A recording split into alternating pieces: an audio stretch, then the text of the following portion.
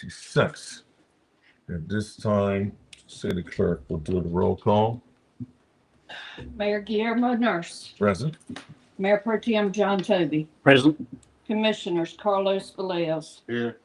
Kate Kelly, Present. Scotty Brooks, Here. Curtis McRae, Here. Quan Bridges, Karen McGee, Present. City Manager Brent Taylor, Present. City Attorney Tom Burnett, Here. and I'm here. Do the pledge of allegiance, sir. Mhm. Do the pledge of allegiance, sir. I can. Yeah. You got it. Okay. I'd like to call Reverend David John Haley from Oxford Baptist Church to lead us in prayer. Thank you all. Let us pray together.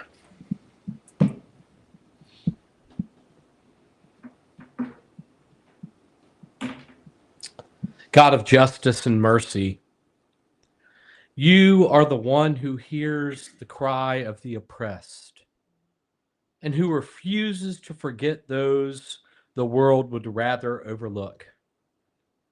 Today, we lift before you the city commissioners of Oxford, North Carolina, those entrusted with power, authority, and responsibility in this community. Remind them, O God, that leadership is not about domination, but service, and that the public office is not a possession, but a sacred trust. Grant them wisdom that is more than cleverness, courage that is more than convenience, and vision that reaches beyond short-term gain to the long arc of justice that bends toward your righteousness. As we mark Black History Month, we remember the stories too often silenced, the labor that built this city, the lives shaped by segregation and exclusion, the resilience forged in the face of injustice. We thank you for the prophets, preachers, teachers, and freedom seekers who dared to believe this nation and this city could be more just, more humane, more faithful. Lord, do not allow us or those who govern to remember history only in words while repeating its sins in practice. Confront us where policies harm rather than heal, where silence protects injustice, and where comfort is chosen over truth. Give our leaders the moral imagination to see those on the margins, the will to protect the vulnerable, and the humility to admit when repentance is required. May they govern not for the powerful few, but for the flourishing of this entire community. Make us, O God, accountable as well, not only to pray for justice, but to live it, to demand it, to embody it. Let Oxford, North Carolina be a city where dignity is defended, where equity is pursued, and where the memory of past wrongs becomes fuel for present faithfulness. I pray this in the name of one who overturned tables, lifted up the lowly, and proclaimed good news to the poor. Amen. Amen. That was a good comment. And our pledge is led by Commissioner Kate Kelly.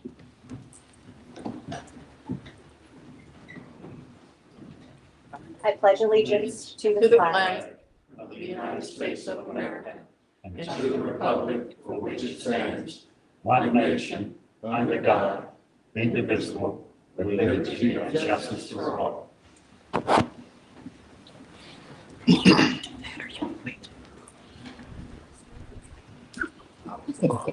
At this time, the board will consider adjustments to and approval of tonight's agenda, beginning with the following changes. Items 4.1, 4.2, 4.3, and 4.4 are being moved from tonight's agenda and placed on Tuesday, March 10th agenda. And we are placing a closed session at the end of the agenda. North Carolina General Statute 143-318.11A3. Consult with the attorney to protect attorney-client privilege. Are there any more adjustments? I make a motion, we accept the amendments to the agenda and accept it with the amendments. Motion by Mayor Pro Tem Tovey. Do I have a second? Second. Second by Commissioner McGee. All in favor? Aye. Aye. Any opposed? Motion carries. In order to provide for the highest standards of behavior and transparency in governance, the Board of Commissioners has approved a code of ethics to establish guidelines for ethical standards for board members and to provide guidance in determining appropriate conduct. Among those, board members should avoid impropriety in the exercise of their official duties and should conduct the affairs of the board in an open and public manner. The mayor now inquires whether any board member knows of any conflict of interest or appearance of conflict with respect to matters before the board. If any board member knows of a conflict or the appearance of a conflict, please state so at this time. No conflicts of interest. Thank you. At this time, we'll proceed to delegations. Today, we have Mrs. Ashley Curran, nurse practitioner, OBGYN, Granville Primary Care, OBGYN presentation on aging strong, hormones, and health. And this young lady, we work out just about every morning in the gym, and she's very good at what she does. So I invite her up here to make a presentation for us. Yeah, Thank you. thank y'all. So thank you, Mayor, for inviting me out today. I'm excited to kind of talk about some things within our community that I think get overlooked. So just a little bit about myself. I do feel like Oxford is my second home, as I've worked here for the past almost 11 years now, but I was born and raised in Norlina. That is where I live at now.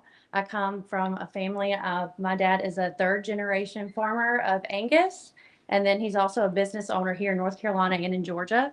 So kind of growing up, hard work, community kind of instilled in me at a young age.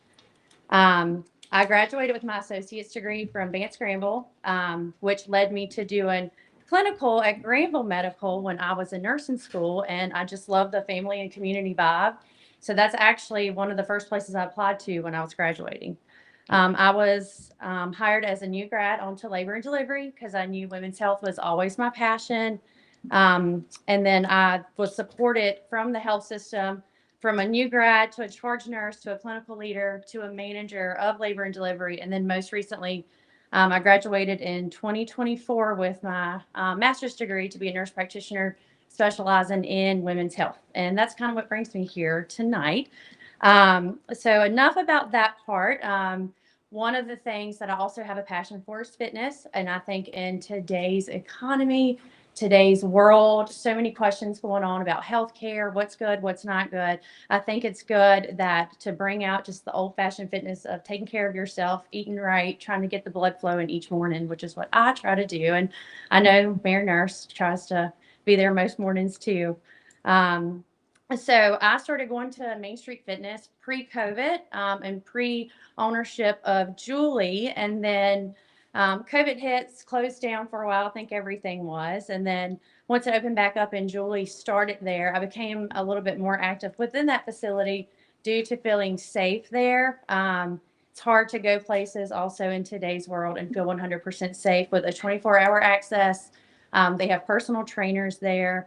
And then Julie has done just a fabulous job trying to include things within the community, trying to do stuff to support gym members, encouraging people to come be gym members, and then whatever else may come up that would benefit the community. So one of the things that has came up recently is Julie had an idea for gym members originally to discuss menopause, wellness, hormones, health. It's something that's not talked about enough. And with me being a member there and being familiar with many members there, she asked would I be interested in coming to talk about them. So I did. And then, so in the picture above is my attending physician, Lakia Russell. She's also very passionate about fitness and health. So we are going on behalf of Granville to the event sponsored by Julian Main Street to talk about this. And we actually only had seats for 25 and it filled up within the first week, which we're super excited about. So this is just kind of the beginning of something. I think that's going to be really good for Oxford, for the community.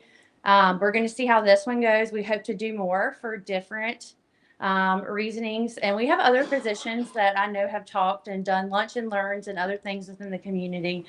So we're really excited to kind of hold a more intimate private session, of course, supported by Main Street, by Julie, who's working so hard to make these things happen for us.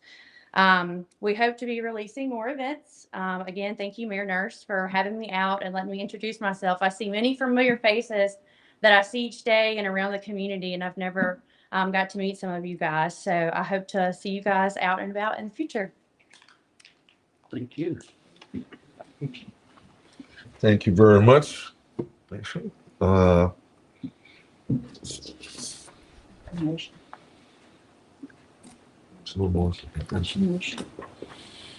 Okay, yeah, you're right. Yeah. At this time, we have a proclamation in honor of Black History Month by Commissioner McGee.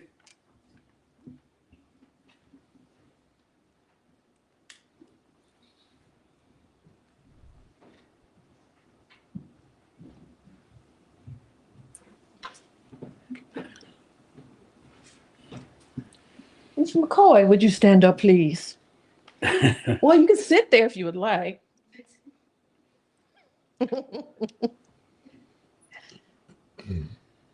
Well, thank you, sir. Smile. City of Oxford, North Carolina. Proclamation honoring Black History Month, February 2026. Whereas Black History Month is an annual observance that honors the history, culture, achievements, enduring contributions of African Americans whose leadership, resilience, and sacrifice have helped shape our nation, state, and local communities. And whereas the history of the city of Oxford reflects both difficult chapters and meaningful progress, particularly during the civil rights era, when local events brought national attention to issues of racial injustice and community accountability. And whereas those events, including the unrest and organizing that followed the 1970 killing of Henry D. Maurer, were later documented in a book and film, Blood Doesn't Sign My Name, ensuring that this history would be preserved and examined for future generations. And whereas James Edward McCoy, born in 1942, a lifelong resident of Oxford, North Carolina, was among the community voices present during that period and has since devoted decades of his life to preserving African American history through research, writing, oral history, and public education. And whereas Mr. McCoy's historical works and research are preserved and made accessible through the University of North Carolina Libraries, the Thornton Library, and the museum located in the city of Oxford, ensuring his scholarship is available to students, researchers, and the public. And whereas through his scholarship and personal guidance, Mr. McCoy has helped identify and honor unmarked and undocumented slave burial grounds, often located on private property, with owner consent, ensuring these sacred sites are remembered with dignity and respect. And whereas his lifelong commitment to truth, inclusion, historical preservation, and community understanding has contributed meaningfully to Oxford's continued efforts to heal, grow, and move forward together. Now, therefore, on behalf of Guillermo Nurse, Mayor of the City of Oxford, North Carolina, and on behalf of the Board of Commissioners, do hereby proclaim the month of February 2026 as Black History Month in Oxford, and encourage all residents to recognize, honor, and celebrate rich history, culture, and contributions of African Americans. In witness thereof, I have hereto set my hand and caused the seal of the city of Oxford to be affixed this 10th day of February 2026. Guillermo Nurse, Mayor of Oxford, North Carolina. Congratulations.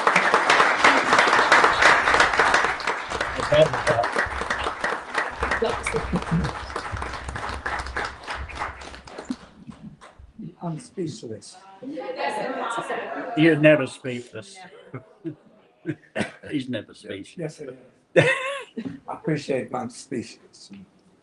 Thank Right. Truly first. Thank you, Eddie. Yeah, no, right. Thank you, Eddie.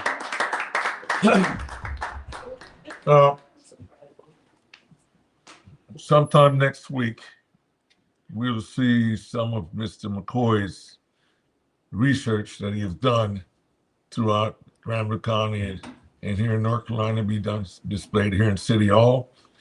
I highly recommend that you come and see it.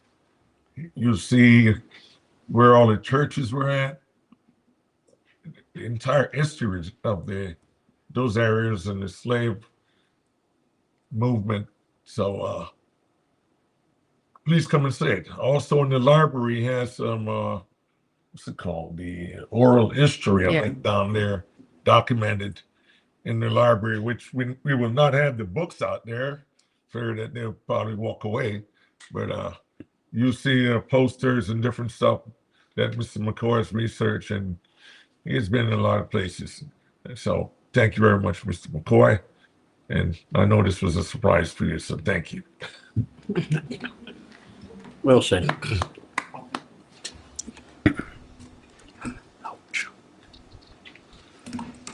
With that, we move to the FY 2025 audit presentation.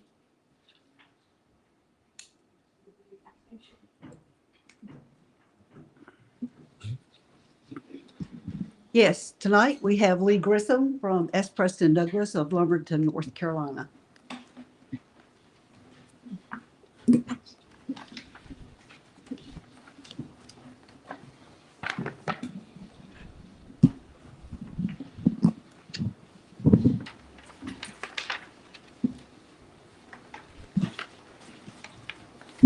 Right. Good evening.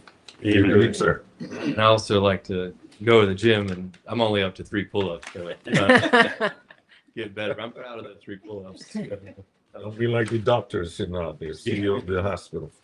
Yeah. But I'm here to present the audit for June 30th, 2025 for the city of Oxford. And so first off, it was a good audit again, second year in a row. There were no findings.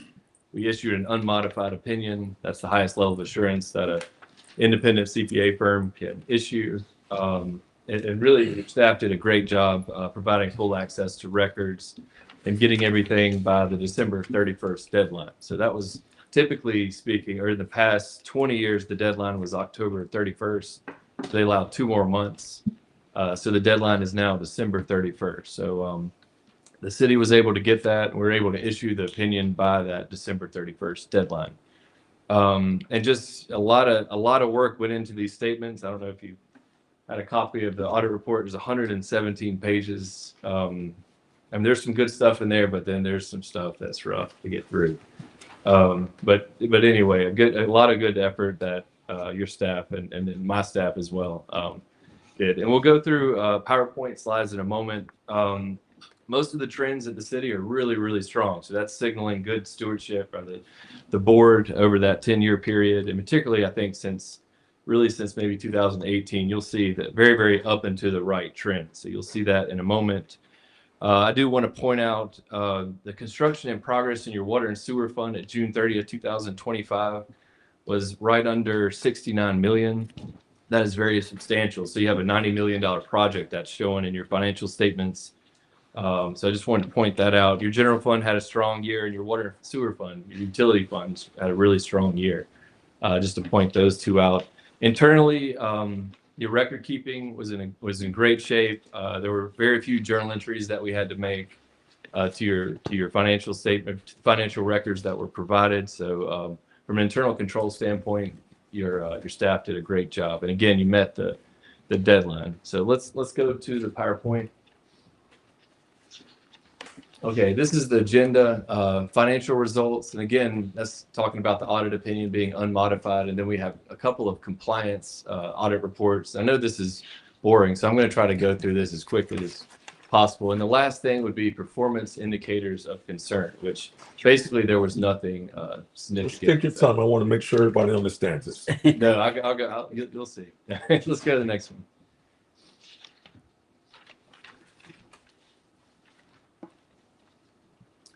Okay, so what this is instead of just telling you that's an unmodified opinion, and that is what we ultimately issued on the set of City of Oxford's financials for June 30th, 2025. There are 4 categories, and it's really from worst to best. So adverse is you just can't trust anything about the statements. You run away from it. Disclaimer means basically there's not enough documentation to support the numbers, and then qualified means everything's okay except for one thing.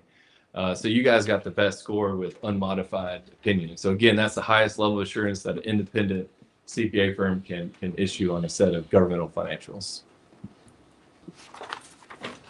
Okay, as I mentioned a moment ago, the graphs are very, very positive, a lot of up and to the right. So this first one is cash, all funds, and this is from 2016 to 2025. And you can go all the way back to 2016, you see you're at $10 million, around $10 million of total cash at the city. And then you go all the way to 2025, you've doubled that. So you're around $20 million.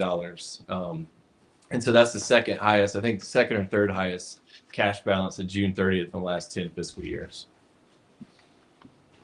Now the next one is outstanding debt. Now your water and sewer fund, particularly that capital project, as I mentioned, it's a $90 million project. That's throwing off a lot of debt each year. And I didn't mention this. I think I counted 17 different individual pieces of debt. So it's very, very complicated behind the scenes. That it's known as Fund 35. There's a lot of record keeping that goes on to track all that debt. So it's very, very significant. Although it's captured in one fund, it really could be 17 different funds. So that's a lot of the legwork in this audit is related to that. And again, you can see the debt increasing each fiscal year. You're at $40 million. And I think there's going to continue to be additional debt added as that $9 million project closes in the near future. Now, current ratio, so that what this is getting at is this your current assets divided by current liabilities. This is a good ratio as far as do you have ability to pay your debt in the next 12 months. So it takes your current assets, which is most of your liquid assets of cash, accounts receivable, things that you can quickly convert to cash, divided by current liabilities. And in that current liabilities is your debt to be paid within 12 months. So if you have a lot of debt, you're trying to okay, what do I have to pay in the near future? So your current portion or your current ratio is a metric of showing you how much more you have in your current assets divided by current liabilities. As you can see, you're close to 7, which is strong. Really, anything 2 is kind of at least in my mind, the benchmark. So you're still well above that, even despite the debt that continues to be added each fiscal year.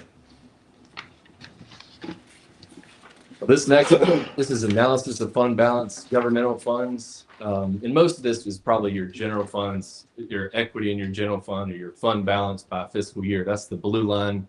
And then the restricted fund balance is that yellow color. And as you can see, very, very positive over the last 10 fiscal years. You're right at $14 million at June 30th, 2025. And this is just a pie chart showing you your revenues in your general fund. So 42% in the green is your ad valorem property taxes, and there was a significant increase in property tax revenue this year. And then the second column is, or the one in blue is unrestricted intergovernmental, and that's where your sales taxes are. And then you can just see how the breakdown of your revenues, the rest of the revenues in a pie chart. And this is showing your major revenues by source in the general fund for the last 10 fiscal years. As I mentioned a second ago, you can see the property tax really took off in the blue line from 2024 to 2025. That's the biggest outlier. And then your sales tax has been increasing pretty steadily each of the last 10 fiscal years. That's the one in orange. And then your utility sales tax basically, your utility sales tax basically flat over the last 10 fiscal years. But this is just demonstrating, just how much property tax revenues have increased and sales taxes over the last 10 years. So now we're on to expenditures. So this is general fund expenditures, and this is normal in most municipalities. In red is your public safety expenditures. That's pretty much what you see across the board at 43%. And then your general government expenditures is second at 23%, followed by transportation. And then you can see how everything else kind of plays out. But this is typical what you see in most municipalities. So this is your general fund balance by fiscal year. So the general fund at local government commission is really the most important fund in their eyes, and the health of the general fund is always something that's always they look at. So you can see your general fund balance just increasing over the last 10 fiscal years, pretty strong. And you ended up being, I think, right underneath $15 million at June 30th, 2025. Okay, here's another one for your general fund. This is how the general fund, all the different restrictions. So you have the total fund balance at $14.8 million. The key number is in yellow, the almost 12.4 million. That's the unassigned fund balance. So that's the money that isn't earmarked or isn't restricted for other purposes. So you take that money, and a lot of times what they do is they use that money relative to what your general fund expenditures are.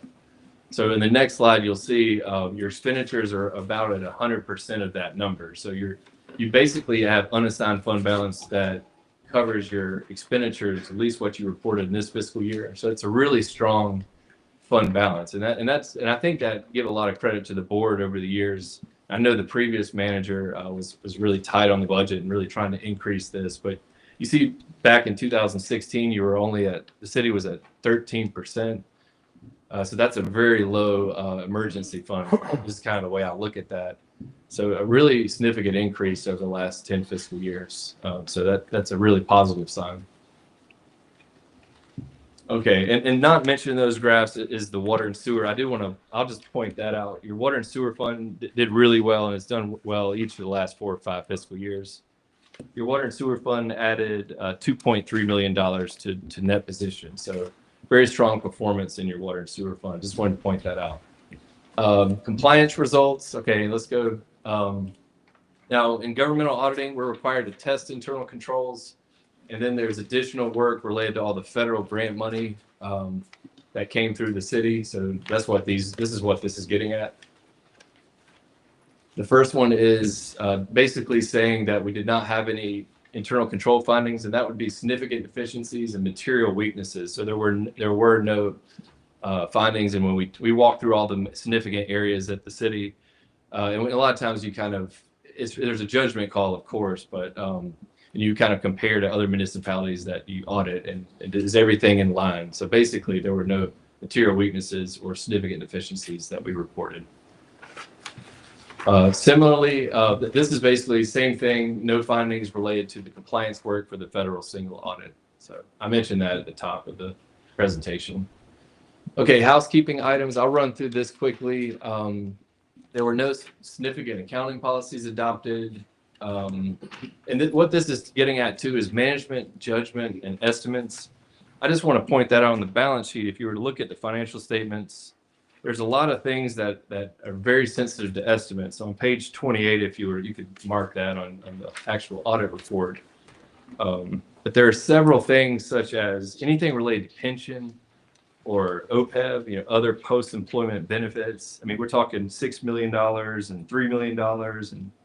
And so what these are actuarially determined liabilities that are on your statement of net position. They're really sensitive to so if an actuary did this and you change the interest rate by 0.5%, that number will jump. So it's what that's getting at, part of that slide, and what we try to point out is there are estimates made here. The other one would be the water and sewer capital project fund, I want to say the receivable maybe 6 million, or it has been in the past. There's estimates in that as well. And then when accounts receivable, you basically have to look at the gross receivables and determine what amount is going to be collected. So there is some judgment there. And that's one of the complications of that water and sewer, that Fund 35, as I mentioned earlier. I just wanted to point that out. Let's go to the next one. There were no significant audit adjustments or journal entries. There were no disagreements with management. Let's go to the next one. Yeah, and again, no significant difficulties or issues. That's what all that's getting at. Next one.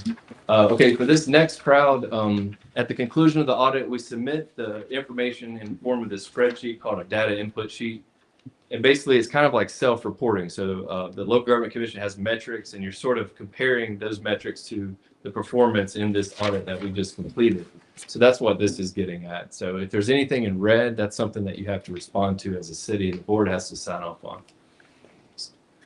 So this first one is just showing that your general fund available balance meets the 25% threshold. And this is the graph I mentioned earlier that you were at 16% 10 years ago, and now you're all the way up at 96%. So you're almost 4 times the minimum threshold. So the city's in really good shape on this metric. Now, quick ratio is similar to current ratio, as I mentioned earlier. I think this is just focused on the water and sewer, and I was focused on the whole city. But you're at 3.9, so kind of double of where you need to be for the quick ratio. Okay, these are just other metrics that are in that data input sheet. This is basically saying your water and sewer fund operating net income is in strong position. It needs to be greater than 0, and you were 669,000 over what they were looking for. There is one area in red, which I think the board's already signed off on that. That's water and sewer capital asset condition ratio. What that's getting at is if you look at your fixed assets, it's showing that your accumulated depreciation is high relative to the cost of your assets and service, which is that 45%. But what the issue is that you have in CIP $68 million. So construction in progress is $68 million. When you place that into service, then that ratio will be okay. So that's what you're having to respond to each year. So that's not really an issue, is what I'm trying to say. All right, and then here's some remaining items, and none of them are in red, so there were no issues. So if you had a late audit or material weakness or significant deficiency, you did not have any of those. So no issues here. And then just in conclusion, again, unmodified opinion, it's the highest level of assurance. There were no issues from internal control standpoint. The only other thing I do want to mention, I think I mentioned a couple of years ago when I presented, that construction in progress on the water and sewer fund at 68 million has not been placed into service. And I know some of you have been on board a little while, but eventually that's going to have to be depreciated. And then so then on your water and sewer fund operating results, you're going to have a higher depreciation expense. But the city's done really well, so I think it should be okay. But I would be really interested to see when that is placed into service and you start appreciating that really large number, how that plays out. So I'm just giving you a heads up. But in case that ever happens, somebody won't say you didn't say anything, but that's out there. But as far as this fiscal year's audit, everything went really well, and we felt good about your staff. Is there any questions? Yeah, I just want to make sure I heard what you said. Did you say the city's been in pretty good financial shape for at least the last 10 years? 10 years ago it was lower down. I'd say 7 years. It has improved. Yes, over the 10 years. Yes, there you go. Since 2016, right? Since 2016. I got a question. You said something about there's some smooth and some rough. What you mean by rough? What was that? You said something about rough at the beginning. There's some smooth things and a couple rough edges or something like that. It might have been the 135. Oh, okay. I was really trying to. The thing is, sometimes the board doesn't realize kind of a complication behind the scenes. Okay. Because I do City of Greer, for example, and they have 34 funds. This only presents 7, but it's really more complicated than it looks. I guess is what So in all sorting conclusion, that out has been rough. in all conclusion, our finance manager and our city manager has done a good job on the finances for the city. Thank you. I just wanted to make sure I get that across. She'll be happy when that fund closes, that project. Is Who knows, maybe have plans for more money, but I keep an eye on it with the sun here. yeah. Thank you very much, sir. Appreciate all your Any work. other questions Thank from anybody here? We appreciate all your work. Thank All of you do into it. Thank you. It's good to get a good report. Are we live, Trey? We're going live, right? We're live right now, right? Thank you. Okay, that wraps up our presentation. So we move to the public comment area. Mrs. Bowen, well, did you read that right? Citizens may speak on agenda or non-agenda items at this time. Citizens wishing to address the board should register their name and address and the subject they wish to address prior to the beginning of the meeting. To maintain order and decorum, we encourage speakers to be courteous and respectful during this portion of the meeting in which citizen input is heard. Please refrain from profanity, inappropriate gestures, insults, personal attacks, or accusations. Each speaker is limited to 5 minutes. Okay, with that, we have 2 speakers today. Our first speaker is Debbie Ramsey from 107 Meadow Heights, Oxford. The topic of discussion is the police. Evening. Amy. I just wanted to come tonight and speak before you in our support and on behalf of the Oxford Police Department. In light of retirements, I think there's going to be a new hire for the police chief. And in light of the population that's growing in Oxford, rapid growth, public safety should be top priority to this board. And I know all of you firmly support the police. A determining factor to an agency's effectiveness and success is public confidence. And I believe that confidence exists today. Almost all OPD officers are college graduates, and they train constantly. Their education and training reflects when dealing with citizens and business owners. Many of us have confidence in OPD. A strong leader will support continued growth and excellence. I strongly encourage this board to play a role in the hiring process. New leadership must focus on retention of staff and a gentle approach to change. A new chief will either maintain, increase, or destroy the level of public confidence in OPD, and I hope it's not the latter. I also wanted to ask the city manager if at any time last week was the budget frozen? No, okay.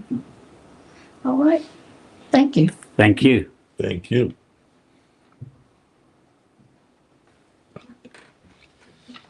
Next is Bree Moody, 110 Bank Street, Oxford. Moody's Martial Arts. They're coming into town. Thank you. Hi, my name's Bree Moody. Me and my husband just created a martial arts company called Moody's Martial Arts to reach kids from 4 years old to adults as old as 80 or older. My husband has been training martial arts for 16 years. Hey, our first student right now is 73 and he's doing great. So. He's a kid. My husband has been doing martial arts for 16 years. He's been teaching for about 10 years and it's his complete passion. I have also grown up in the martial arts industry growing up, and I reached almost a black belt before I quit and went to college, and now I'm almost a black belt again. It's our passion to reach kids and to give them the confidence and the ability to handle just life in general, as well as all the mental capacity that life comes at you. My husband has been on ESPN as well as Disney Plus. He competes all over the world. We just got back from Norway a couple of months ago. He is a world champion. He has a ton of titles. He can name them all, but it's about like 30 of them. He also has many world titles as well as a Guinness World Record that he completed about a year ago. He loves martial arts and he really wants to engage with all people. He loves teaching 72-year-olds on how to break or 4-year-olds on how to spar. It's his passion as well as mine. And it's our goal to really reach people here in Oxford. We really want to reach families, and even older adults have families with parents and kids come and join our martial arts classes. So I would really like y'all to really help us spread the word and reach everyone in Oxford. Thank you. Thank Thank you you. very much. Would I you, hope- can I ask a question? Sign up for the class? No. Will you teach 78-year-olds how to fall without breaking their wrist? We have never had anyone break anything, regardless of your age. This is in Bank Street. This is just It's behind. behind, it's in Upstairs Main to Main Street Street. Yeah, Fitness. upstairs from Main Street. Yes, Yeah, and we're really thankful for Julie to let us rent her space and help us grow. I hope so. Thank you, Julie. I'll pay you one. Where does the age start? 4 years old. 4? Yes. So preschool age to as old as possible. Me and my husband split the preschool age. So I usually, the way we structure the classes, we have all the kids together. And then eventually I take the little ones out, let them play a martial arts game, kind of get their wiggles out. And then we resume back with the bigger kids. That way the little kids can look up to the older kids and be like, I want to be like that, and vice versa. That way the older kids have a way to mentor to younger kids. Thank you. Thank you. I'm just curious. That complex is pretty good. You know, they have the Main Street Fitness, you got the judo, you got boxing, and when you get hurt, you just go to Breakthrough Fitness and they put you back together. I'm just curious to know the Guinness World Book Record. What is it? What was it for? Yeah. Okay, so he broke the most boards in a minute.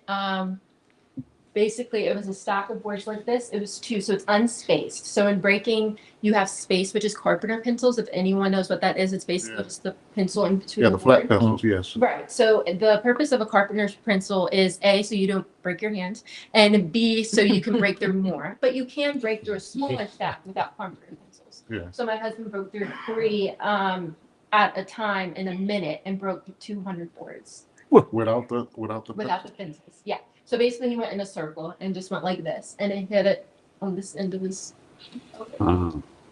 Is that what you're trying? I'm not going to try. Whenever we have any demolition going on, we know who to call. Okay. Scotty could do it.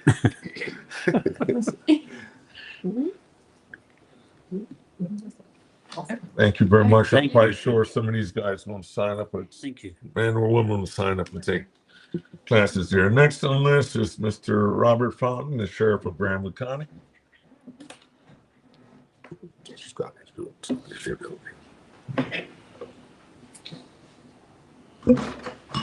Sorry for my late arrival. We were taking care of some stuff, my wife and I. First, giving honor to God, the author and finisher of everything. Blessed are the peacemakers, so they should be called the children of God. I wanted to come before you first to thank Interim Chief Lynn Kerr. Chief is doing a phenomenal job what she's doing, what she has. She has done some stuff for us. When we had an event in January, they answered calls for us. And we return the favor when they are short and they need response time or help. So I would just like to continue that partnership, and I wanted to speak in public to let her know of the work that she's doing is appreciated. So that's 1. 2, to Mr. Eddie McCoy, a historian for this community and this county. Great job, sir. Congratulations. I'll holler at you later. And to this board, the pressure and scrutiny that you're under is not something that I like. However, to hear the report of your finances and what you, city manager, and what your attorneys and the board have done, it's great. It's great to see, because a lot of people will talk, a lot of people will say things, but the proof is in the data and analysis that was presented tonight. So great job. Continue the work. The naysayers are going to be there. Keep your heads up, not down, and continue, because I live in Oxford, to do the job you're doing for Oxford and for Granville County. Thank you. Thank you. Thank you. Thank you, sir. We'll tell. They probably posting Facebook something right now, but let's move on.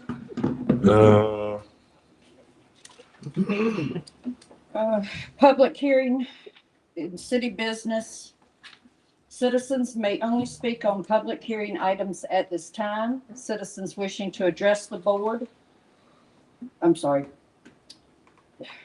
should review the citizen comment guidelines if you haven't done so. That's it. Right?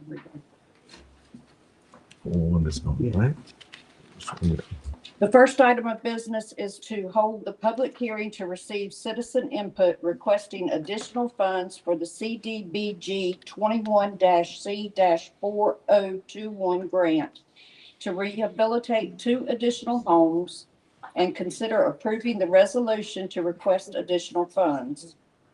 In 2022, the city was awarded $950,000 in CDBG funds to Cindy. What?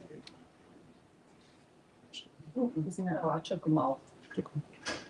I took off the ones that we were removing. Okay. What was I? The city is now requesting additional funds from the Rural Economic Development Division in the amount of $300,000 to cover 2 additional homes, with one being a transitional home. Staff recommends approving the resolution requesting the additional funds. This time we will open the public hearing. Yeah. Sorry. Is there anyone who would like to comment or speak on behalf of this public hearing? All right. Moving over this section. Anyone to the left?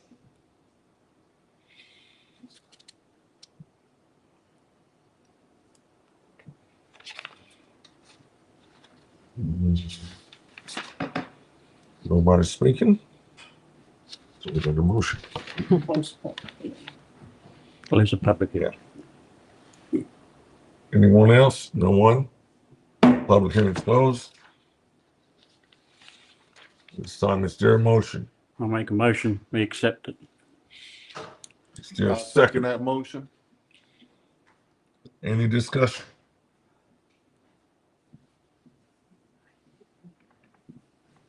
All in favor? Aye. Aye. Motion carries. 4.2. 4.2, hold a public hearing to hear citizen input on the revision to the system development fee structure. And I believe the city manager had something. Yes, sir. If you like, I could just quickly go over the presentation you had before in case anybody didn't hear it, just to remind you what this is. Thank you, sir.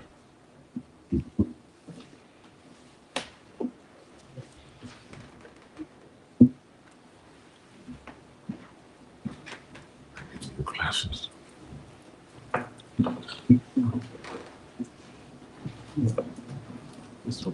Yeah. Okay, not going to read all of this to you, but just kind of quickly go over it.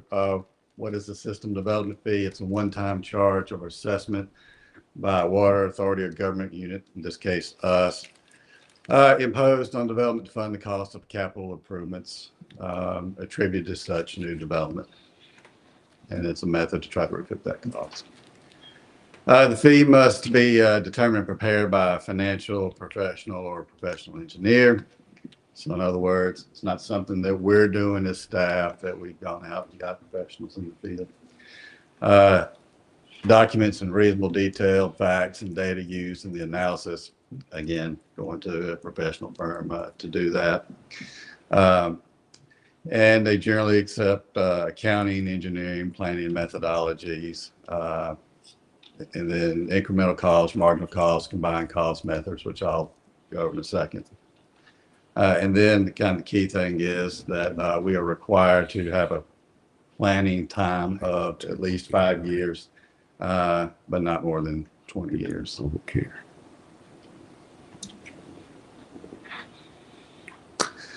All right. Like I said, the firm that we use, they provide documents and demonstrate the reliable application of basically how we come up with the figures. It identifies all the assumptions and conditions that affected the analysis. And then we calculate the system development fee on the per service unit of a new development, which used to be 300, but is now 225. And that is basically mirroring what the state encourages us to do. So, okay. They're calculated based on the existing planned infrastructure that's currently in place or will be constructed to serve new capacity demands. And then also the existing or additional capacity associated with these assets. Does not include, in this calculation, it does not include fees for administrative, plan reviews, inspection costs, et cetera. It is really associated with the expense of adding infrastructure or the use of current existing infrastructure with, and then to also tap fees, et cetera. Any type of cost for connection service that is not calculating this. We hired Ralph Tellis Consulting Firm. I have over 30 years of consulting experience, performed work for over 600 organizations last year. They've done this work for us before, so they already had a experience with our system. They did our most recent rate analysis that was implemented last year. You have there's three type of methodologies: capacity, buy-in, fee calculated based on proportional cost of each user's share of existing capacity, fee based on incrementals, fee based on new customers' proportional share, future costs of system capacity, and then we have the combined fee-based, a blended value, both existing and expanding. And the reason for do that is we do have still a fair amount of capacity, so we don't necessarily need to do just the incremental cost, because we already can charge for the development fee for what we already have. But we anticipate with some of the numbers projected that we may have to do that in the future. If you hit 6,000 additional units, we'll have to do that. So that's why we use the combined methodology. So you see what the cost per gallon would go from. The current is $3.94. The new would be $8.44. So it would be $6 to $10.02. And then the equivalency there, basically, you have a 3-bedroom house, that'd be 225 gallons per 3-bedroom house, or 75 per bedroom. That's what the state encourages us to use. Before it was 363, I believe, and the city used 300. Now, on the rates here, just to let you know, this is what the maximum you could charge. You could do less. You can do less than what you do now, but it just captures what you can do. That's the whole reason why this legislature mandates an outside firm to do the study. And then it's based on meter size. So I'm not going to read all that, but you can see what the difference is. The most common one is 3/4 of an inch meter size. So you'd be looking at going from 2,900 for both water and sewer to a little over 4,100 if you decide to go the max. So, I already told you about the what you can adopt, and we've already had the 45-day comment period. We didn't receive any comments. Now you might get some tonight, but we didn't have any before. At this point, the ordinance says this would go in effect July 1st of this year. So your options are, you can just take it for information, not do anything. You can go ahead and adopt the ordinance, although you will be adopting it again as part of your overall budget, as part of your fee structure. So unless you got any other questions, that's pretty much it. Just one. You say the admin fees are going to be added to that 225. Is that per unit or is that a general fee for the whole development? Admin fees are not included in the system development. They're not fee. included in that one. So,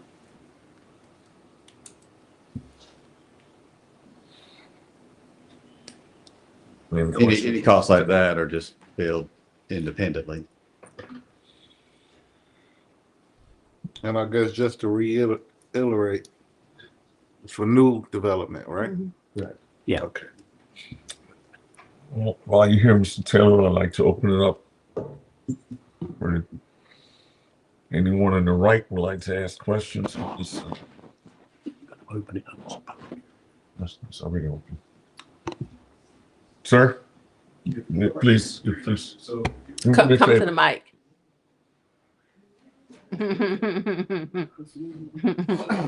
That's why it's gonna be. Yeah, Rodney Darrell Jones, 104 Shadow Lane.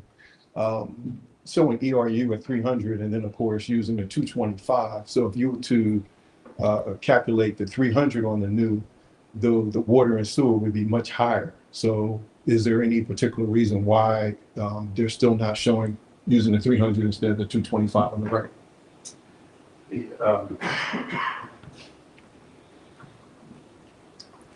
State legislature about 2 years ago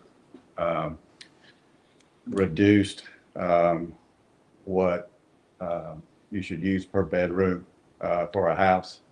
I guess 363 divided by 3, that would be that number. So 125, I think. So they reduced it to 75. And the reason for that is that number was kind of high. Most houses do not use that much sewer. And so they wanted to get it down to a more reasonable figure.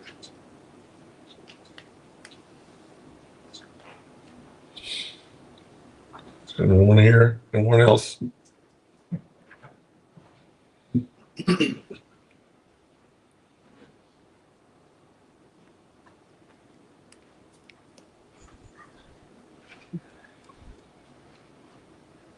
Larry Thomas, 207 East Front Street here in Oxford. Since the proposed development fee schedule is based on CIP, does the resolution approving the CIP passed by the previous board bind in any way this year's board budget preparation? In 2030, $70 million is projected to be expended to expand the city's wastewater treatment plant. Since water equals sewer, are there any costs associated with the additional water that will need to be considered? The cover letter from Ralph Tallis emphasized that the proposed development fee schedule is only as good as the projected costs. I would hope that the vacant department head positions related to water and sewer are filled. When they are filled, these hires will devote considerable time and effort to next year's CIP. Thanks, sir. Yes.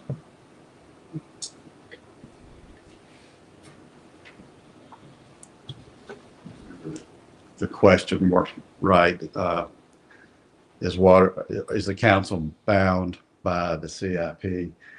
You're not bound by anything unless it's already occurred in the past. So in other words, CIP is just plain until it's implemented to whatever purchase you want to do. You're not bound by it. And many times CIP things get pushed down further. And just remember on the system development fee, it can be redone at any time. You just have to do it every 5 years, but you can do it next year if you want to. So, and certainly as costs change, that's something that we would certainly consider doing, especially if we feel like that it's really out of whack and we need to do it. We would absolutely do it if it's cost effective to do so. Thank you. Is there anyone out here would like to speak on behalf of this? Like,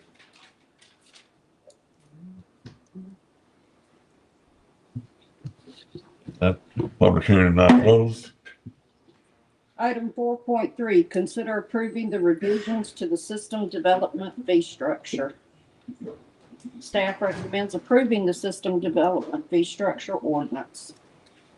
Is there a motion? Motion. Motion by Mayor Pro Tem. Is there a second? Second. Second by Commissioner McGee. Is there any discussion? All in favor? Aye. Any opposed? Motion carries.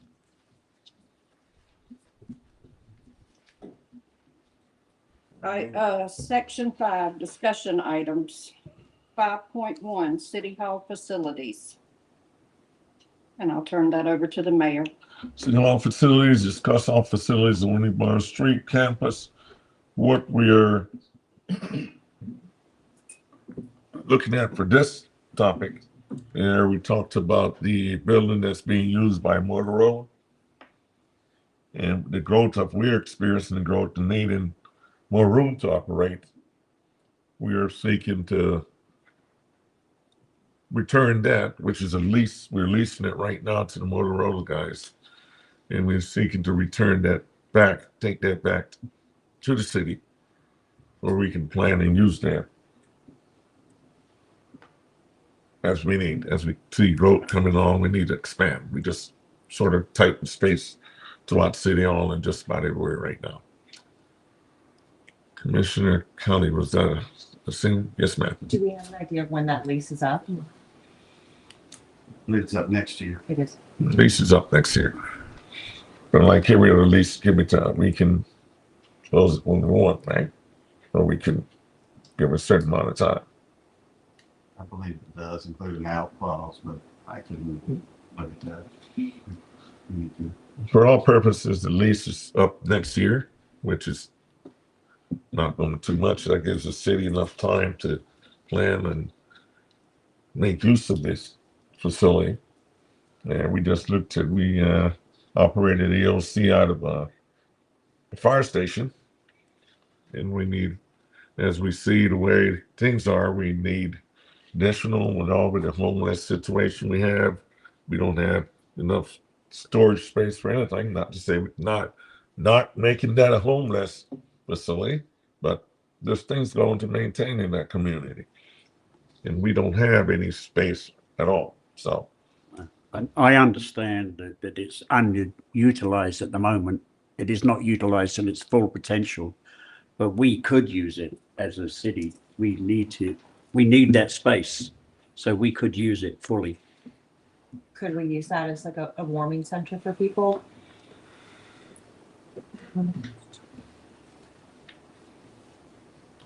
I think we have other facilities that when we get to that point, we can create warming centers, especially if we look at the recent 2 weeks that not just city of Oxford, but the entire county, entire state had this problem. The entire nation on the East Coast had this problem. We had talked in the past about using the public works area that we lease out, make that a warming facilities. Because when you have a warming facilities, you got to break it down. There's men, there's women, there's families that need warming centers. So we talked about the public works among ourselves. So I think we got to be open to anything that may happen, and we may need to use our facilities to take care of our citizens. Sorry. It's so centrally located as opposed to like Cornerstone, which is so much further for people to get to. I must say, I was out there, and thank you all the commissioners and everyone that went out there to participate with the Cornerstone and taking care of the needed. That meeting wrapped up, I think it was last week, Commissioner. Yes. And while Cornerstone, Bishop Betts and his congregation does wonderful things for the city, it's still remotely. And when you're dealing with this community, I think the guys that have more experience and getting people together as the fire chief and the police chief, they've had the experience of having to pick people up and move them in the past and get them out to this different location. Cornerstone is a little remote. And if we hit that experience, we need to have centralized as we are left alone to do this on our own. So we got to prepare ourselves. Yeah, it was a big thing that was talked about when I was at the Presbyterian Church on Sunday volunteering with their breakfast that they do. We don't have anything that's centrally located to help. So We really need to try. Commissioner Bellis, you got something? Yes, Mr. Mayor, while we are currently in discussions about the Motorola building, I think we need to maybe consider starting to have discussions about remodification of the third floor that's not being utilized currently in this very building. I think it would be more cost efficient, being that this building already has central air, central heat. So I just think we need to also look at what can this space be utilized for. As we are in the planning stage to increase, again, the growth to the city. As new positions going to be open to help the city move along and take care of its daily business. The third floor has been looked at. I think we don't have any heat up there. Isn't that right, Chief? Chief Hoxer, we looked at it. I think we need to add heat up there, right? There's no heat. You got units you don't have to trunk and stuff. Yeah, you have units, but we just have to duct it in. And it's in very good condition, as it's saying, with the age of the facility. So we have looked at that. Also, we have, with things are the growth, we will need to have that space to do our thing, take care of business. I'd like to say, I've seen a little bit of criticism on social media in regards to Cornerstone and this location. But I would be remiss if I didn't shout them out, because they have been providing a necessary service that the city and county governments did not provide. So for someone to step up and be in the gap, they should be celebrated often.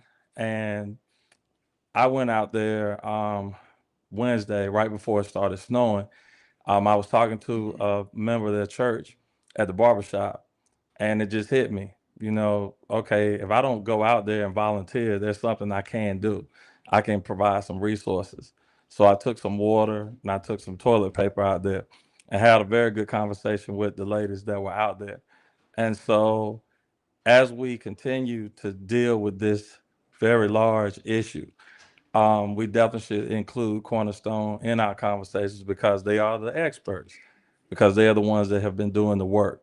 So I won't ever sit back and allow them to not be celebrated, because they have done kingdom work. They are doing kingdom work. They're doing what churches have been told to do and mandated to do. So shout out to Cornerstone and Bishop Betts and his entire congregation and all the volunteers. Thank you all. Thank you. Back in 2024, when a group of us has just got elected, the issue of homelessness was brought up as the police chief and the fire chief were having to scramble and take people around in the middle of the night. And right after that, we called a group together, which forms Reverend Stahl Smith, Bishop Betts, a couple other pastors in the community. And it's been growing for the last 2 years. So yes, Cornerstone was where we started the first meetings. And Bishop Betts and his congregation has been spearheading this thing. And I know John with Pro Tem with ACIM stepped up. So again, Mr. Mayor, in a lot of these big cities where you got these pastors that are on television with mega churches, a lot of times when there's devastations like this, they don't open up their mega churches for nothing, and there's been criticism, on a lot of these big mega churches, and for Cornerstone to use their space, for what God would want them to do. You know, it just proves that they're doing God's work. Okay. I'd like to say, not because he's here, but I met the pastor from Oxford Baptist Church, I believe it was January or December. And he has planned and he wants to do some things. And that's one of the things we talked about, getting them involved in this movement with the Granville County Homeless Coalition. So, and we hope that other pastors and other churches raise their hand and say they want to come out and help, because we're only relying on one church right now. And with the Oxford Baptist Church, the pastor is new in town, and he said that's one of the things on this list. He wants to get involved in the city with that. So I have two good side congregation. We hope that every other congregation steps up and then help. But if you look at the warming sites in other cities, big cities, these things are happening in hospitals. Most cities don't have the facilities to do, especially our sites, to do these things. And the bigger ones, like the hospital, I had a gentleman come up to me and said, "Oh, I went to the county and they said it's not a county problem; it's an Oxford problem. Call the mayor." And we know how we feel about that. It's a county issue, and when I say county, we are the county too. So we all need a pitch in.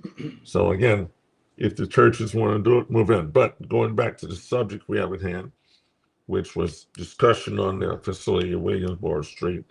Are we having a consensus that we going back, we'll wait next year when they're done and we can plan in the meanwhile to take over that thing, or do we need a motion on that? I guess if I'm hearing this correctly, you want me to look into the allocation space and what maybe potential costs of some of the renovation would be and potential uses of that? Yes. Yeah. Yes. So do we need a consensus or motion? Just a consensus. Consensus? And that's both for the Motorola building and the third floor. Well, the third floor is ours, so we don't need to Yeah. move it. We can just move on that and start planning on that.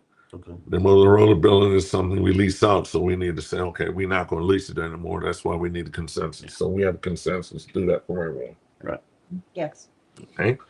All right. The next item of discussion,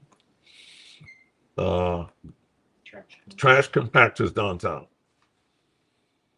As you drive in to the city, coming down College Street, as you get to the light next Uptown 101, what do you see? You see a line of trash cans going down that alley. As you come down Little John, you come down that way. What do you see behind the buildings? Trash cans. You look at, is it Market Square? Is it out by Verdigris? Market Square. Market Square, all trash cans. So we have started, and we look, the city manager, we've been talking about this about 2 years now, is putting trash compactors out there. Get rid of these ugly little trash cans all over the place. And we just centralize it. It's just the business owners. We are the provider. The business owners have to do like just everywhere else they do. You go down by Walmart, behind Walmart, I believe they have trash compactors in that area. So the business owners will just have to take the trash compactor, deposit it, operate the system. Not everybody in the city can have that. It has to be specifically to control, right, sir? You need key access. Key access. And we'll just get rid of all these trash cans throughout the city. I would suggest one thing, Mr. Mayor, that if we're gonna move on something like that, we might want to consider a public hearing so that business owners can come in and get a view of how all of that would work. You know what I mean? How far would the compactors be away from the businesses and stuff like that? and just get a gist of their feelings about those trash cans. I think we've done that already. We have Not a public hearing, but we have been with all the business in that area. We're working with the DODC also, right, on that? I know we had some communications with folks about that. I mean, they're aware, but we haven't had a full blown on like hearing of that. We got some mix. Do we want to add that? You know, as an I'm agenda not item? saying I'm against it. I'm just simply saying. Give them that that if we're opportunity. gonna take a Yeah, step yeah. like that, You know, I. Let they everybody might be have a say. Interested in hearing how other municipalities have changed over to something like that and how that improved, you know, the appearance of things and stuff like that. You know, there may be some business owners that aren't convinced that, that would work for them. Well, you're totally right, Commissioner. And Right. maybe I should have sent some photos to Mr. Snyder earlier where he could put them up on the screen so everybody can see what it looks like. But you're right. What's the harm? Mayor, should we add that as an agenda item to the beautification committee meeting next month? And then we can add that as a final agenda item. Thank you. Thank you, Commissioner Kate Kelly and Commissioner Bridges for doing that. So yes, that's, you got that on your note, city clerk? Now, do y'all have an idea on how many compactors you're considering? That's part of this. We looked at, You know, Basically about one in each kind of quadrant area, like one, like, I know to say strong arm, everybody knows where there's one in that area. And then maybe one behind the ACE area. I know there's already one there. Yes, there is. Yeah. Now, there's some other issues there because like for the hub, for example, they have to do mandatory recycling because of what they do. So there's some things that have to be looked into that. But basically you're just trying to really, in those areas, just narrow it down to one, hence the compacting and not having a dumpster. And then you just have it empty as frequently as you need it, but typically you probably wouldn't need it emptied more than twice a month. So we're looking at what, 3, maybe 4? I would say probably 3 tops, but probably closer to 2. yeah. And it's not something that will happen overnight because you got to run power to it too. Well, I mean, if you look, Little John Street, the parking lot there, all those trash cans lined up. So at the moment, all the business owners actually walk up from out of their business to those trash cans, and they're just a long line of them. One compactor would be cleaner, safer, more efficient, instead of having all those bins there. and business owners need to hear that. Right. And so, Yeah, you're right. you know, I mean, No, he was right. Yeah, we need to let them know. one day, Yeah. let some of the Right. business owners come in and hear about those efforts and get their opinion. Yeah. They may not change our mind, but as I've seen being on this board, sometimes it can change your approach, hearing another view. And as opposed to us, I mean, it sounds like a good idea, but we may not know all of the symptoms. So I agree with you 100%, Commissioner Bridges. So we have that the next agenda. When we be calling for a public hearing on that? For the agenda meeting or for the regular meeting? The regular meeting. Whatever. Yeah. And You don't want to do that in the beautification? You don't want to do that in the beautification committee Okay, instead? yeah, we can, let's send it to the beautification committee. And Commissioner Kelly, Yeah, about things going through the committees first. on their first meeting, and then we'll base on that recommendation from the beautification committee. And I guess another question that I have is that everybody in the city pays a fee for their trash pickup.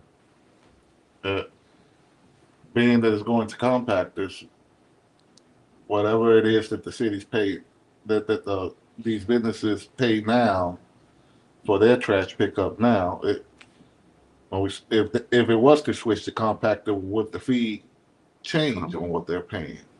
I don't think so. We're still kind of assessing that.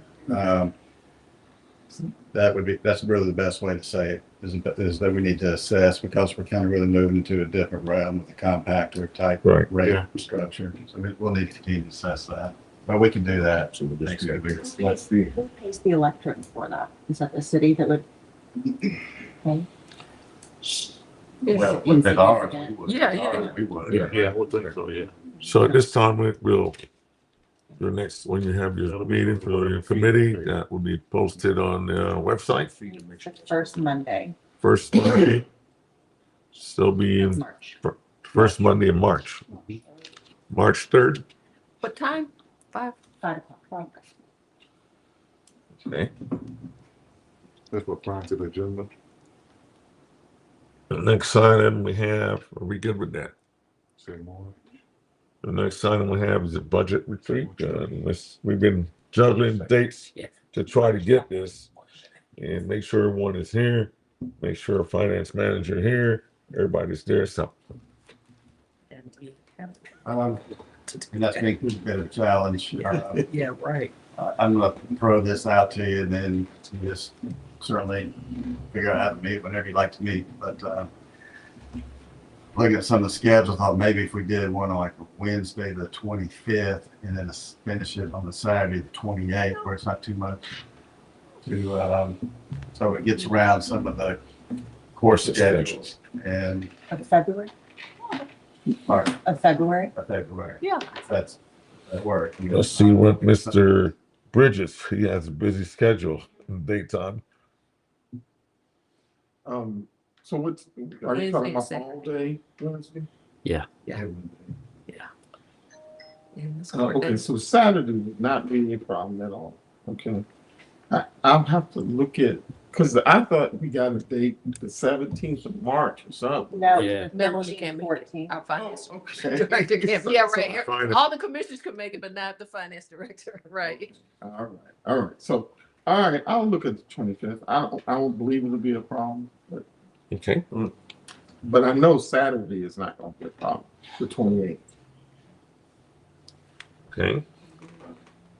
Is that good with everyone? Works for me. Works for me. Yes. Next one is item. You gonna be doing what? Early voting?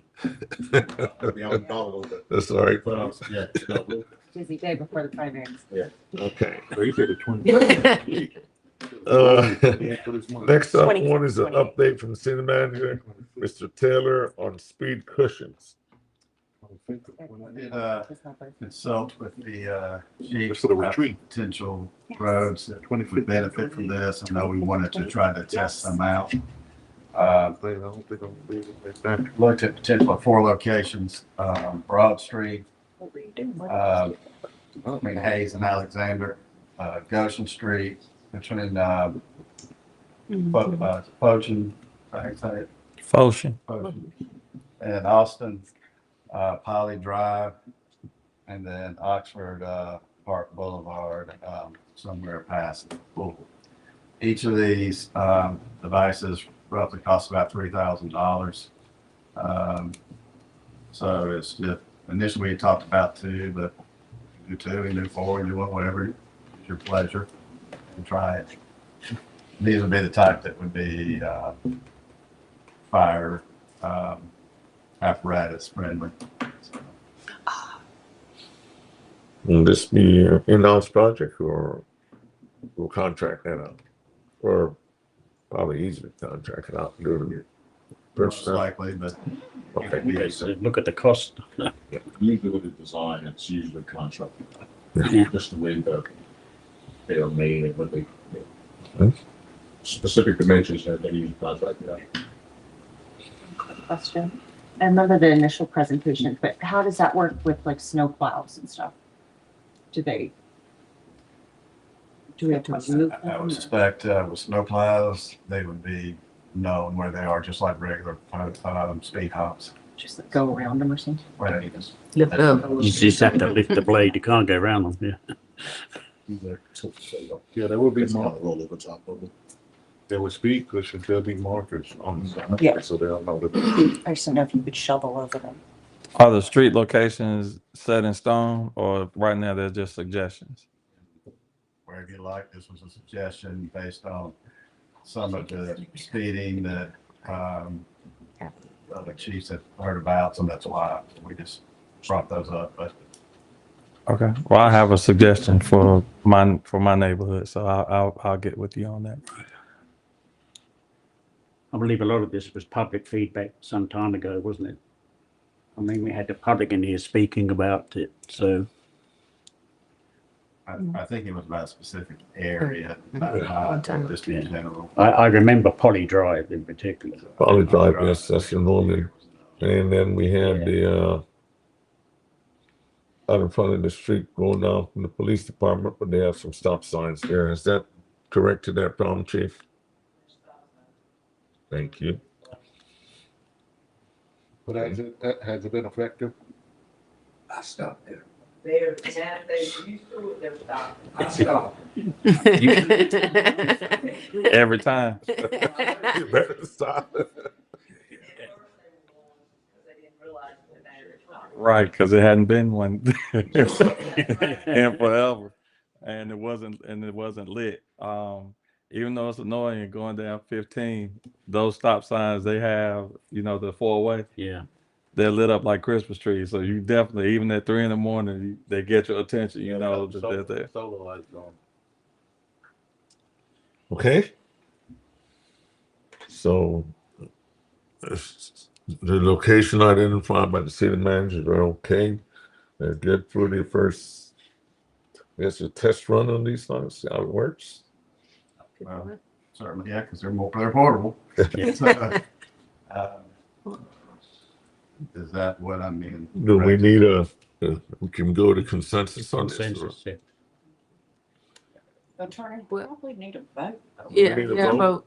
Yeah, but Spending money. if- to vote on. Yeah. if Well, Commissioner Brooks is talking about additional streets, do we need to finalize Yeah. the What streets? street, Old Baker Street. So wow. a citizen, I was knocking on doors, and a citizen who's been there long than I've been alive, told me come around 3 o'clock when the children are getting out of school.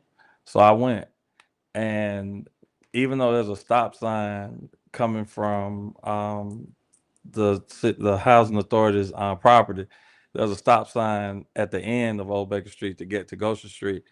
People are doing like 40, 50 miles per hour on that short street. It's really like a speedway during the time when kids are getting out of school. So he was asking, is there anything we could do to get people to stop speeding? And so when Curtis and not Curtis, I'm sorry, Commissioner McCray and Commissioner Velas brought this up, I immediately thought of that place because that's one of the most egregious areas where people speed in my neighborhood. So, and I don't want of course, we don't want anything to happen to a child. So anything we can do with people going to speed through a school zone, if you see a school bus and you still flying, then you need a physical impediment to keep you from speeding so much. So that was my reasoning for that. That street would be a great candidate.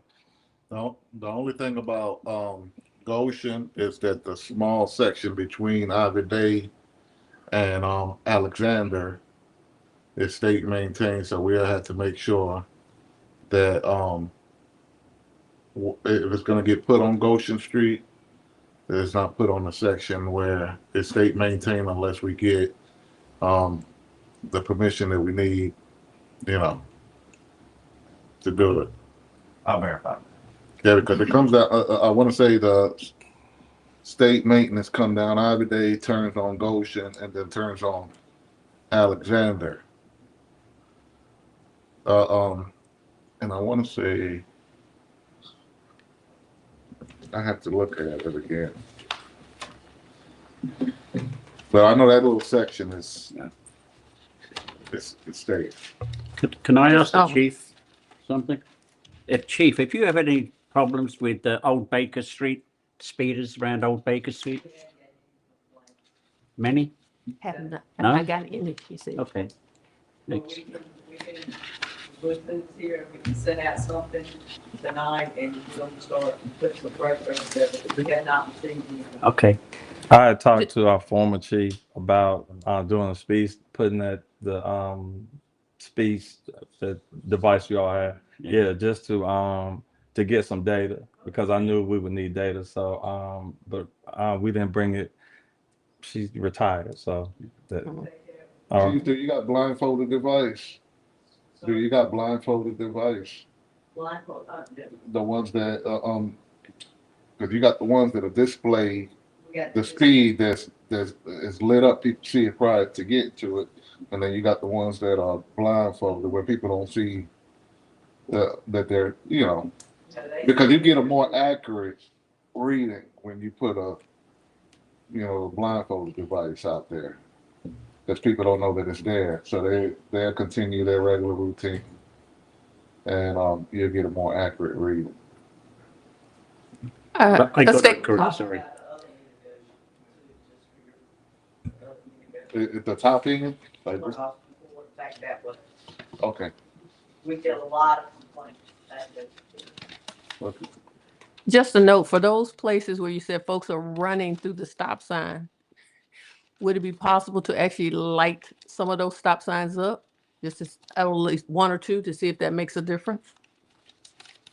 Because, I mean, a speed bump and a stop sign, where maybe it's just lighting up the stop sign. Just a thought. Since the stop sign is already there. It would matter, I guess it would be a matter of putting a solar device to give it power or something? Yeah, it's solar ring. Mhm. The device sits on top of them. What do you think, Chief? Just a thought. I got to agree with Commissioner Brooks. I mean, when there's children involved, we can't take any chances. Yeah. Yeah, it should. I mean, they got to be our priority, really. I think if it's near a school or playground or somewhere. like Definitely. that. So we're gonna look at the lighted stop sign. We're gonna refer that to, will you pass that one? You'll take notes of that. City manager can get back with it. What is that, a Public Works Committee? Public Works Committee. And the Public Safety Committee. Public Safety, You guys sorry, can Public sit on Safety. that? Public safety. I mean, if you want to debate where it needs to go, I mean, that's fine. Yeah. Otherwise, we can just do. Curtis can- Commissioner McCray can pay for it. Okay, last item discussion is, Excuse me, Mayor. yes, sir. As of right now, I've not heard to go ahead and implement any speed humps at this moment. Is it getting kicked to committee or that? I just want to make sure. That last one, yes. Yeah. Yes, Mhm. is that Yes. what we want? Yes, Consensus on because that? we gotta define The proceeding, then streets. wait. Yeah, okay. Public safety, correct? Public Public safety. safety and the public courts, whatever we, Yeah. they can work that out. The next item on discussion is a possible vote on the city take-home vehicle policy. Look at the city of Oxford. We have police and fire that we granted take home. That was part of the incentive to help recruit more police, and it made sense. And I think it's doing good. So that this is not intended for that. The thing is, in Oxford, there's 40 miles of free. And some of those take-home vehicles don't ride the streets. They're just basic transportation to and from home. There's been incidents of negligence. So I think with everything we face, and we don't need to have a vehicle going home just for taking home. We all wish we had one to take us home. You know, I worked in RTP for years, and I'll leave the data center, and by the time I get home, there's an emergency. It said, hey, you got to get back. Probably didn't have time to sit down and eat. My wife used to look at me like I'm crazy. I turn around and go back in my own vehicle. So as we stand, there's some positions on here that really don't make any sense. let's go to positions that I think I sent out an email to just about everybody on that. Position of the ones that makes really necessity is the police and fire department, which the only take home are, well, the police departments, all their patrolmen. And normally the rules was both chiefs had to live within a 10-mile distance from the city, which I don't think that's a problem right now, and it should not be a problem. But then we get into the public works department. Back when we had a public works director, take home vehicle was what, 30, 40 miles, more than that. And how many times did the public works director come back in when we had an emergency? You didn't. Never did. No, you didn't. We had a street superintendent who had a take home vehicle. How many times did he come in when there's a reason to come in? Never did. Just the time I think we did, some of us back in 24 were like, why we got all these emergencies? And the director of the street man is not here. Just the on-call people is taking the streets being torn up and nobody's here. They don't need to have a vehicle to take home. No. Water and sewer superintendent, yeah. One on-call sewer personnel, yeah. One on-call street department personnel. The facility manager don't need a take-home vehicle. You know? And then the other ones, the wastewater treatment plant, yes. Those are critical positions that they need to be able to respond and do things. But somebody tell me why the recreation department director needs a take-home vehicle. Or the recreation maintenance supervisor needs a take-home vehicle.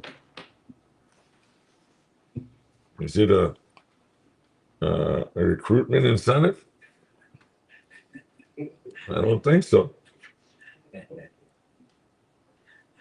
I mean, I can get a vehicle and take home.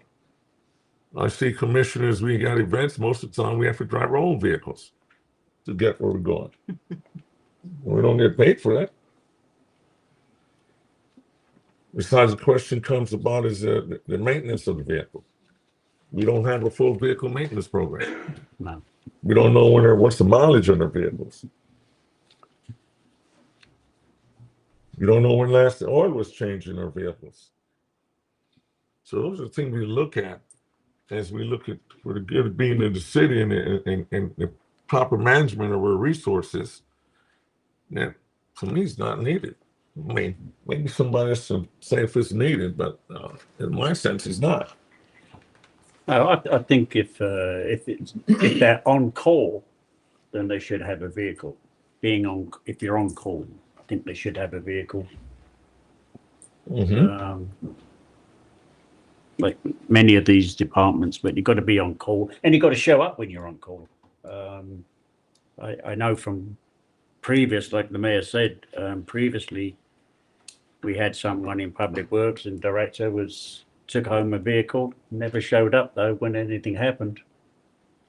So why did he have a take-home vehicle? The take-home vehicle is to assist you to get back to work without it costing you your own vehicle.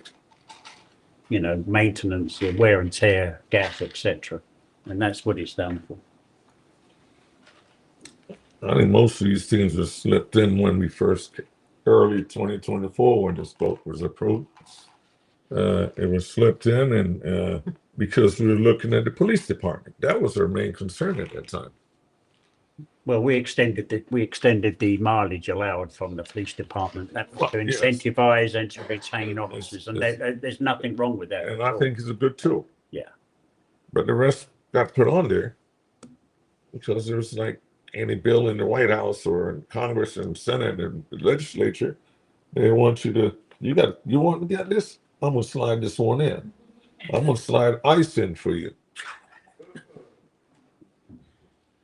So I'm gonna just open up for anybody have anything to say. Yeah, it sounds to me, Mr. Mayor, like that's a management kind of thing that needs to address that. I mean, we have a city manager that we hired, we pay him. It seems to me that if there's some issues of proper use of take-home vehicles, that the manager certainly has access to each of the department heads. And there ought to be some discussions with the manager and the department heads about who has take-home vehicles and how those vehicles are being used. And then, you know, we depend on the city manager to, in some ways, make sure that if there are individuals who have that it's useful to the city. I mean, I think it's a management decision to some extent. You know, I know in law enforcement, it's very important that it was used as a recruiting tool. But I also know that if an emergency happens, we want our firemen, we want our police officers to be able to get back to the scene. But if, you know, if there's a question about other individuals having that access to that, I see it as a management decision. You know, one thing, Commissioner Bridges, there's people on this board that really gets out, and they're always on the street, and we always in things, and we see what's going on, and we show up everywhere that we need to be. So we see things a lot of times the manager don't see. So these are things that we talk and based on the recommendation that we see. And good practice uses that you see how many cities are doing this. How many cities in the region have people taking home vehicle because they want to let them take home vehicle? I mean, this is a bill that was an ordinance and was a policy that was slipped in. So let's look into how much fuel they use, how much wear and tear they use, which is this cost the city, cost the taxpayers, really. An average vehicle can put 60 miles on 60 miles on just going and coming, and not counting what he's doing in the city. Right. Well, what he's doing within the city is normally his business, but going and coming is 60 miles. There's probably 2 gallons of fuel a day, 10 gallons of fuel a week. Wear and tear on the vehicle. One thing is, if you drive 60 miles going and coming to work, and you only drive 2 miles in the city, what are we getting out of that? Right. That we need to monitor mileage as well. And can we have a report, as this thing says, showing how many miles are being used? When last have we seen a report come in on these vehicles, on mileage and usage and all that stuff? Essentially, you're writing the policy if it's not there. Yeah, I think it's section 7. As far as the management, says the department heads will remain responsible for mileage, monitoring, reporting, and compliance. Yeah. And then it calls for the city manager to provide an annual take-home vehicle usage summary to the board. It's a twice a manager's year discretion. could be maybe better, because if you, let's say if there is abuse from January to June, and you only find out about it in December, you know, or quarterly, however the report, however the city manager's heads report to him. I don't know if it's monthly, quarterly, whatever the reporting schedule is. That could just be a part of what they report to the city manager. And Mr. Mayor, on my full-time job, I work, I work for the state, and I have a vehicle that I drive home, and that's because, and that job I'm required to have it because I got to go a little bit of everywhere. Don't know where they're gonna send me, but I'm also required to keep a mileage log report. I got to put the date. I got to put what county I'm traveling from to what other county I'm traveling from, the purpose of the travel, which is whether it's field work, office work, and then I got to put the beginning mileage and the ending mileage. The mileage log also helps with on maintenance purposes, because if it's being turned in to some administrative figure, maybe like the city manager or whoever might, and the city requires that the vehicle's oil is changed or the preventative maintenance is done every 5,000, 7,000 miles, you know. I'm not saying 3,000 because most of these vehicles use full synthetic, and so the mileage is a whole lot higher. It's anywhere between 5 to 7. Some companies even do 10. But with a mileage log, you're able to know when is it being used, and how many miles is being used. A lot of mileage logs, you can just have it on a computer. They can, or you can print it out, and they just fill it out and have it in the truck. But and you also, the mileage logs, you also got to they per individual. So if I have my mileage log because I use this vehicle for this week, then my name is on that mileage log and what I used it. Somebody else come next week and they got to use that vehicle, then they got to go from the mileage where I left off with a fresh mileage log with their name on it. You know, and that's another way to keep track of it. Yeah, I would imagine that the fire department and police department keep these logs. They got a record of when the car needs servicing, same as the fire department. They do that as a matter of fact. Mr. Mayor, may I say, I mean, it really comes down to a common sense thing. If you're not doing city business, why do you need a city vehicle? I understand if you're on call, because of that possibility to come back, because, you know, things happen, then you have that vehicle. And then if they're on call, typically it's like for a weekend, maybe a day or two, something like that. But if I'm not handling city business, why do I need a city vehicle?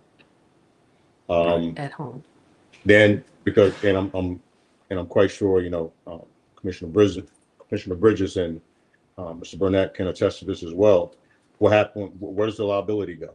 If I just have a city vehicle and I'm just, you know, I'm not on city business, but I get involved in an accident and it's my fault, is it me or the city that, you know, that's gonna come back on? So again, if I'm not on city business, if I'm not handling city business, I don't need a city vehicle. Right. Commissioner McRae, I'm totally agree with that. Good point. Most of these agencies or companies that have vehicles, they have an active GPS tracking system on it. So then given time, you can go find out where they're at. My state truck has that, and if you reach a certain speed limit, it beeps and it'll report it, and you'll get called in from your bosses, or you know. I think it sounds like you know about that. If we go with that, I think most of our police vehicles are leased, right? So that's where we trending to go lease right now.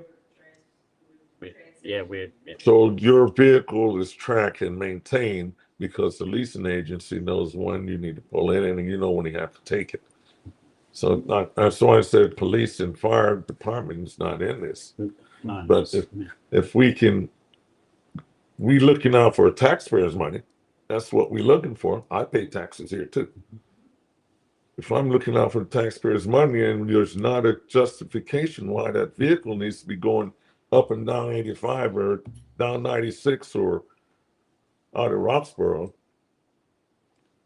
why do I? So we just stay quiet and let it happen. Right. That's what we get paid here to do. Look after our citizens and our taxpayers. And that's why we got elected to make sure things are done right. And that's why we get elected, to be out there and making sure things, we don't go interfere in the department operation, but we're the eyes of what's going on around here. Well, quick question. When was the last time that we asked for or got a vehicle usage summary? I should be able to ask right now and get one. Oh, wait, ever? Well, I'm okay. Yeah. I just said that. No. So we haven't had one, it said annual in this document for 2016 Yeah. and 2024. So we haven't had one in the last year that we know of. No. Then why don't we get that first? See where we are, assuming there's one for the year prior, so we can see the range of a year. It's totally correct, Yeah. Commissioner McGee.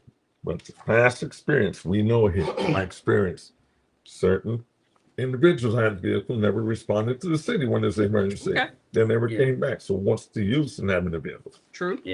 Does this take me back home? Well, back and forth? And as far as I'm concerned, that's where the department heads and the manager come in. You know, well, making accusations about people who are gone now and what they did when they were here, I'm not sure that that's the correct posture. to It was be. done, it was done. What by- I would say is let the manager talk to our department head and get an assessment of the vehicle use. And then if there's a need for an adjustment and, we can, there are some citizens that think that their tax dollars weren't used correctly because of all the lights on trees Yeah, and stuff like that. yeah. I mean, people have opinions. Some people don't like the roundabouts, they don't think that was good use of money.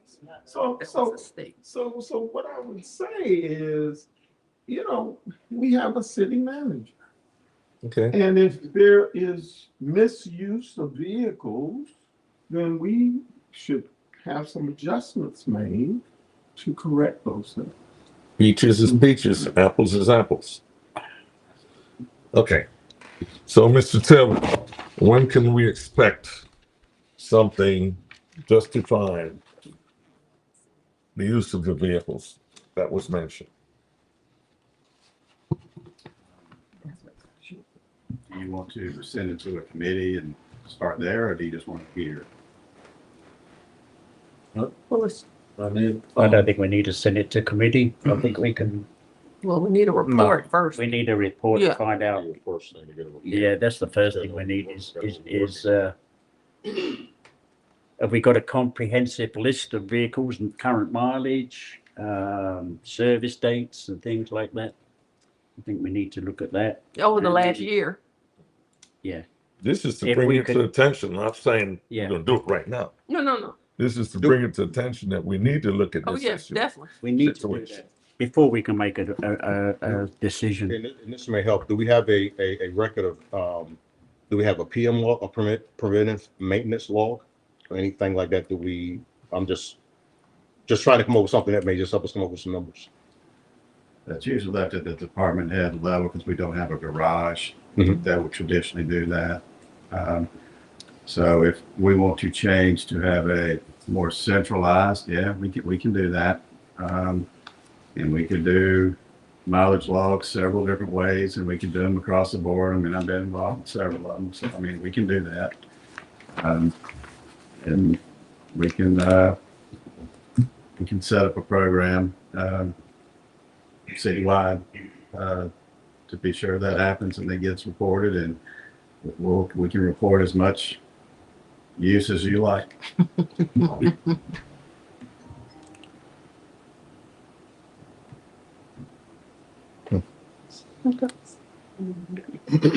We used to do our own maintenance. Is it going to justify the necessity What? of having a vehicle? We can do our logs in PM, but I can run 50 miles up and down the 85 every day, but it's going to justify the necessity of me having a city vehicle to take home? The PM is logged as one thing. I understand that. And look at the usage spot, but it's going to justify me having a vehicle to take home every day. I can look at the first responders out there and say, yeah, I can justify that. But the rest of the guys that take home vehicle, can we justify the necessity of taking a vehicle home? Or is it something, is it a recruiting tool to have them there? take a vehicle home? I think we can provide the pros and cons of it, then y'all can decide what level you want to do that. We can do that. Right. I know one pro. One pro is free gas. Anyhow, Yeah. let's turn it over to the, We look which at it, committee's gonna take care of this? Public Works. Public Works, they're public vehicles. We'll have a look at it. Okay. So I would say since it's a citywide thing that has to deal with personnel, that possibly maybe the personnel committee. No, well, no, because It's not just one department. that's what we want to find out. Why is personnel needed? So we're gonna justify it with the public works. We can see the usage logs Yeah, and the requirements. yeah. Let's get some data first. Get some data, Works. and then you probably have personnel complain that they had it for all this time. Now they're being taken away. Yeah. So then that's Then where we we can have to do it. justify that. Say why It is definitely fine. you taking home a bit? Right. Works committee. We do that. This, Yeah, it is. It's a finance, Let's move on. but it's public works and finance. I just missed everybody else. Whatever. Okay. Yeah, no. Your turn. We are at the consent agenda, which is to accept the December financial report, which was passed out at the agenda meeting last week, and approve the January 6th and 13th minutes. Is there a motion? Second. Second. Any discussion?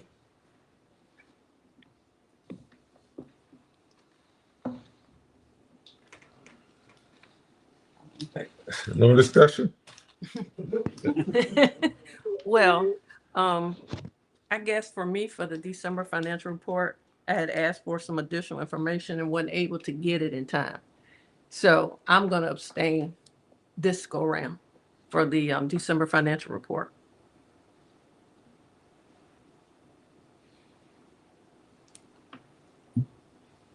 Okay. That's it? Yeah. I would think that,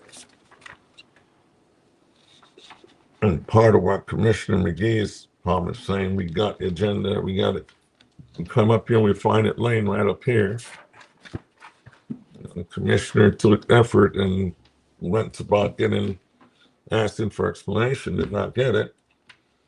So I think we should, I remember when I used to come and sit out there in public, Mr. Hawk would get up here and we had a full explanation of what the budget was for the month. It took him 10 minutes. And everybody in the city knew what was used, what was, I think we should consider that. Again, that's the manager's thing, that's something you don't say. So maybe the manager come up with a formula and say how we can correct this issue. Well, we had that conversation the other day, and I have spoke with the finance director, and we are putting that together. Okay. Thank you. Sounds good. So It's an Let's improvement. postpone until next month then. For to get the details, You Brown. wanna- table that, I would at least, Do we need to you need to for approve, you need to approve the minutes. You need I to. mean, approve definitely minutes. minutes. But do we need to approve the budget for any kind of law thing? Anything with the general statutes or anything? Right, because the money is already spent. It's just a matter of knowing the detail. You just accepting the information. Yeah, just accept the information. Yeah. I just want more information. So you want me to put the December on the March? Yeah. Okay. Mhm. Do we need to make a motion? Yeah. Everybody agree with that? so we're going to approve everything but Yeah, the The minutes. finance. Just the approve. finance. Yes. Anybody agree with that? Yes. You have to amend it. To You have amend. to amend your So the motion. motion is to I'd like to amend my make a motion to amend. to just the minutes, not the. Yes, Okay. just the minutes, yes. Yeah. And table the December financial report until March. So with that, we have a motion, we have a second, we have one abstain. All in favor? Any opposed? Motion carries with the amendment. To withhold approval of the December budget. Closed